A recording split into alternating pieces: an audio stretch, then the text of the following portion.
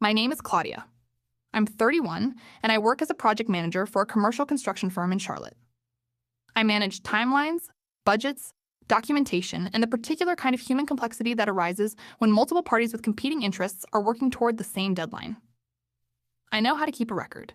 I know how to read a situation before anyone in it has said what the situation actually is. And I know from 4 years of managing contracts that the most important thing you can do when something goes wrong is to document it thoroughly before you say a single word to anyone involved. My grandfather died on a Thursday in February. The funeral was Saturday. My husband Daniel and I drove to Greensboro on Friday evening and stayed through Sunday. We were gone from our house in Charlotte for 52 hours. I know it was 52 hours because I checked the timestamp on the security footage when I got home on Sunday afternoon and found my jewelry box open on the dresser with the velvet compartments empty. Not everything was gone. The costume jewelry was untouched. The items that could not be appraised at a glance were untouched. What was gone was specific and deliberate. My grandmother's diamond stud earrings, which she had left me in her will 4 years earlier, my great-aunt's pearl and gold bracelet, the diamond tennis bracelet Daniel had given me for our 3rd anniversary, a pair of sapphire drop earrings I had saved for 2 years to buy myself, and an emerald ring that had belonged to my mother's mother and that I had been wearing on my right hand since I was 23 and had taken off the night before the funeral because I did not want to risk losing it in the grief of the weekend. Total value of what was taken, approximately $34,000. I stood in my bedroom doorway on a Sunday afternoon, still in my funeral clothes, and looked at the open jewelry box and felt the particular cold clarity that I have come to recognize as my body's way of telling me something is serious before my brain has finished processing what my eyes are showing it. I did not call Daniel. I did not call the police. Not yet. I walked to the living room and I opened the app for the home security system we had installed 18 months earlier, which included 2 interior cameras in addition to the exterior ones, one covering the front entry and one covering the hallway outside our bedroom. Because I had managed enough construction projects to understand that the difference between a problem that gets resolved and one that does not is almost always whether someone documented it. I scrolled to Friday evening, I found the motion trigger timestamp. I pressed play. My mother-in-law's face was very clear on the hallway camera. She was in our house for 11 minutes. She knew where the bedroom was. I watched the footage 3 times. Then I made myself a cup of tea and sat at the kitchen table and thought carefully about what I was going to do and in what order. Welcome to the Family Ledger, where we talk honestly about money, family, and the moments when betrayal arrives in the window you left open for trust. If you've ever had someone take something from you that they knew you could not replace, this story is for you. Subscribe, drop a comment, and let me start at the beginning. I want to tell you about the jewelry before I tell you about what happened to it, because the pieces that were taken were not simply valuable. They were the physical record of the women who came before me, and that matters to the shape of what the theft actually cost. My grandmother Rose left me the diamond studs.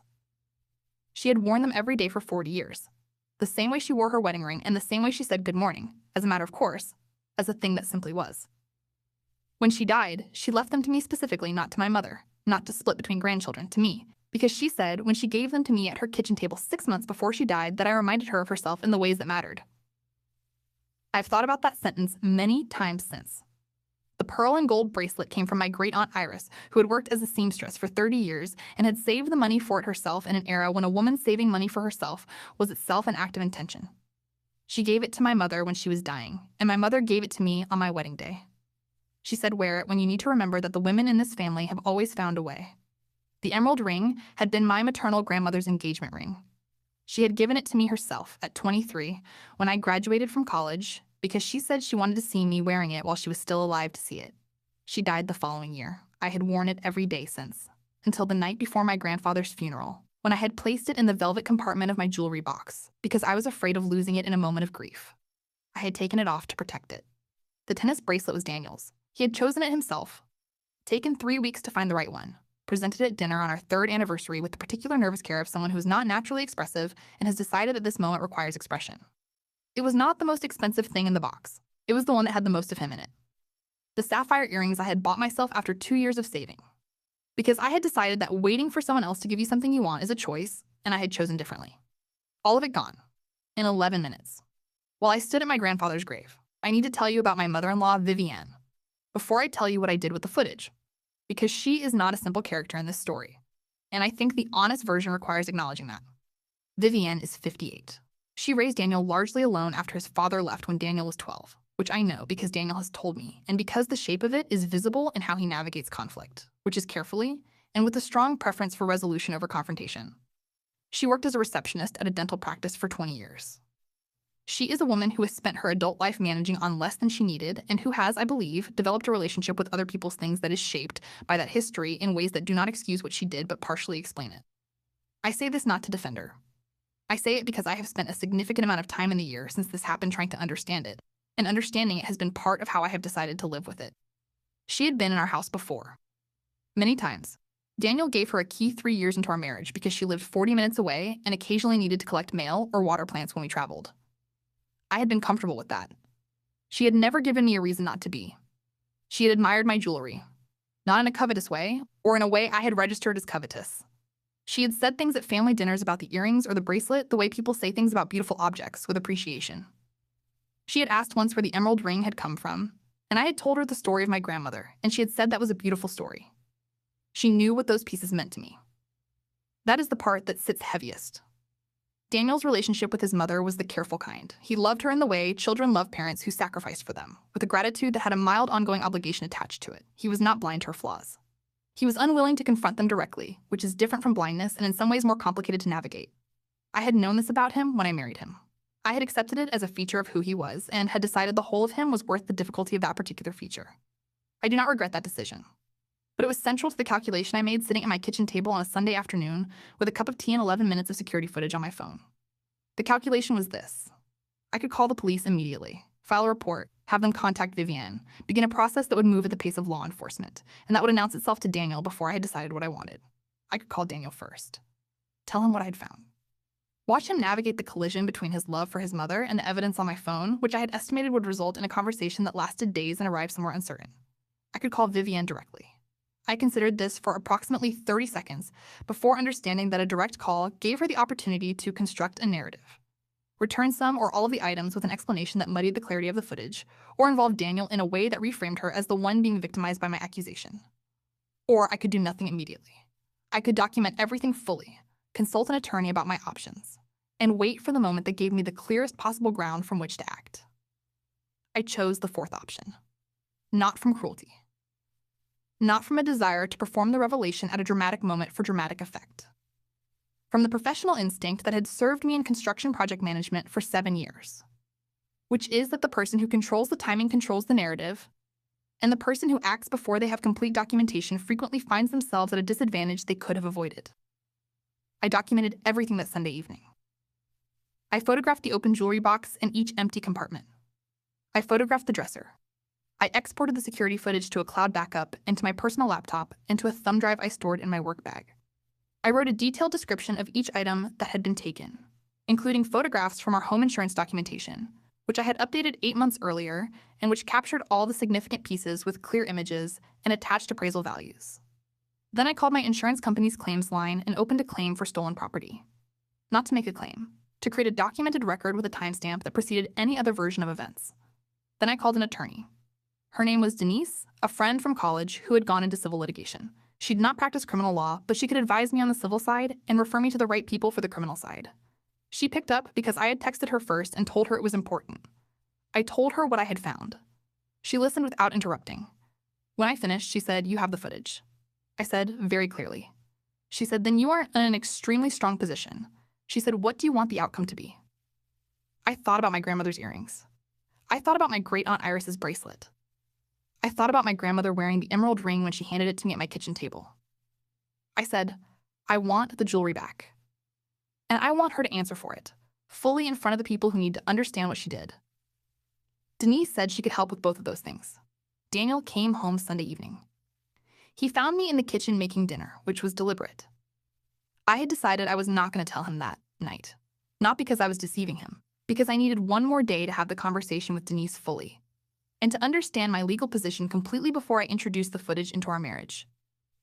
He asked how I was. I said I was tired from the weekend. He said the drive had been long. He asked what was for dinner.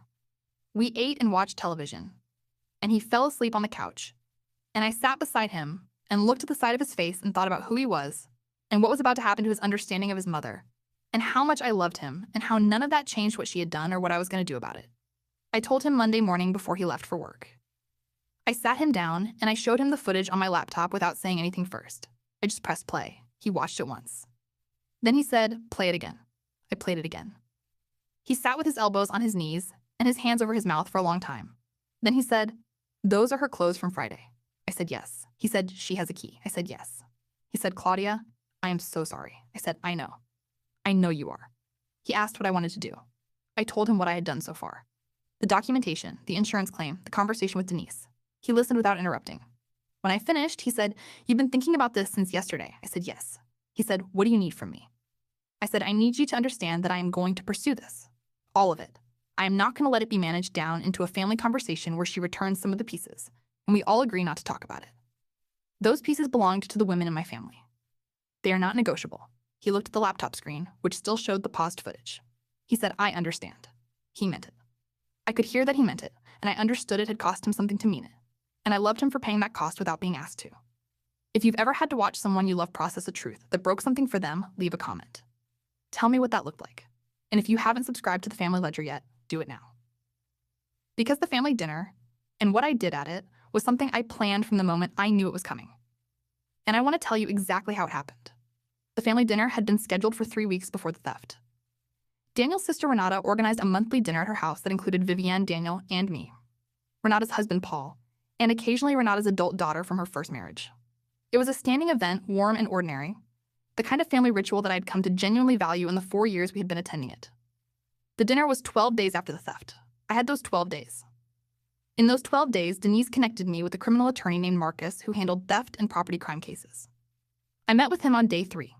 He reviewed the footage, the documentation, the insurance claim record, and the itemized list of stolen property with appraisals. He said the footage alone constituted strong evidence for a criminal theft charge. He said the value of the items placed it well above the misdemeanor threshold in North Carolina. He said I had a clear path to filing a police report and pursuing charges. He asked me the same question Denise had asked. What did I want the outcome to be?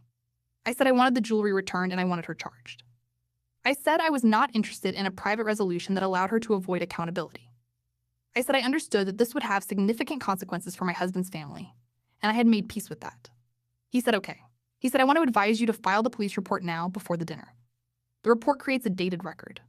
If she attempts to return the items or claims it was a misunderstanding, the prior report establishes that you pursued this formally from the beginning."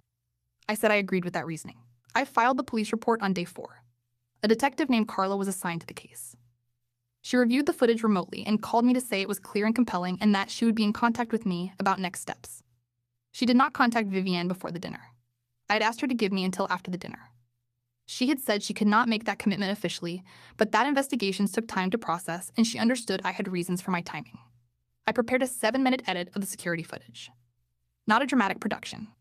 A clean timestamp sequence that showed the front door opening with the key, the figure moving through the entry to the hallway camera showing Vivienne clearly, the timestamp running from entry to exit.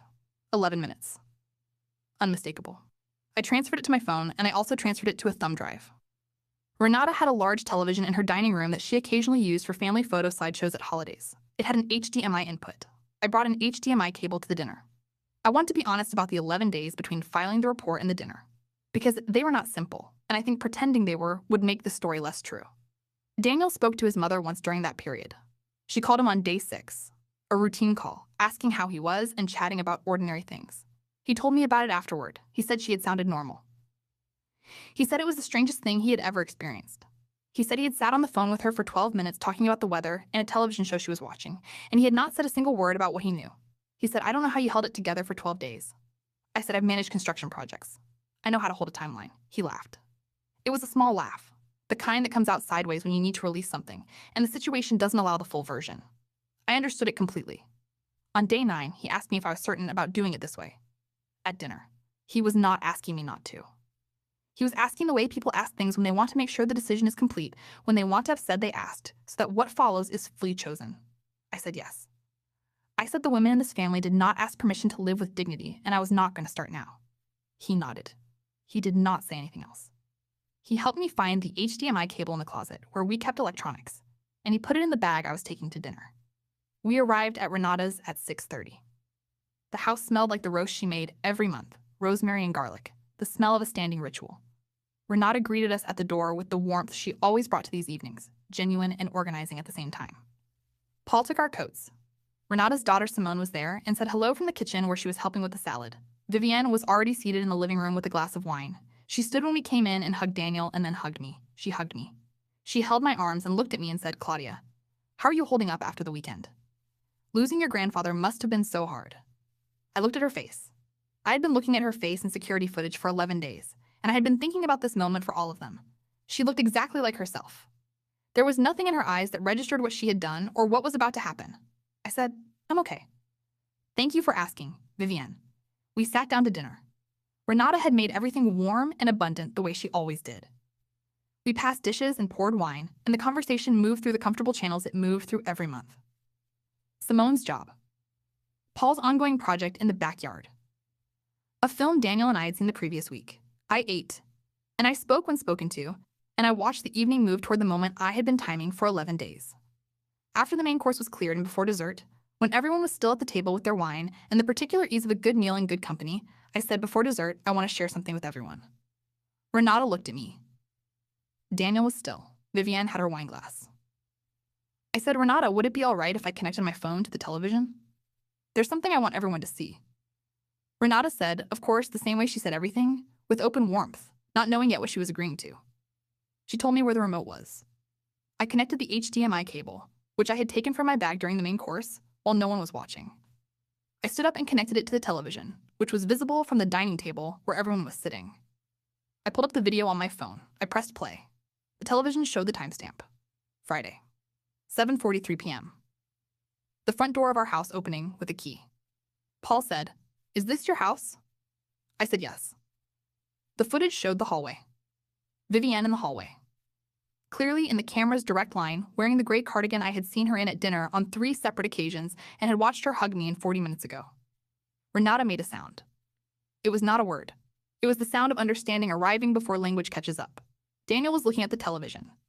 He had seen the footage 11 times, but he watched it now with the same stillness he had watched it the first time. Vivienne said nothing. She set down her wine glass. She was looking at the television with the particular expression of a person watching the version of events they had believed was invisible become visible. The footage continued. 11 minutes. Entry, hallway, bedroom doorway, the return to the hallway, the exit, the front door closing, the timestamp.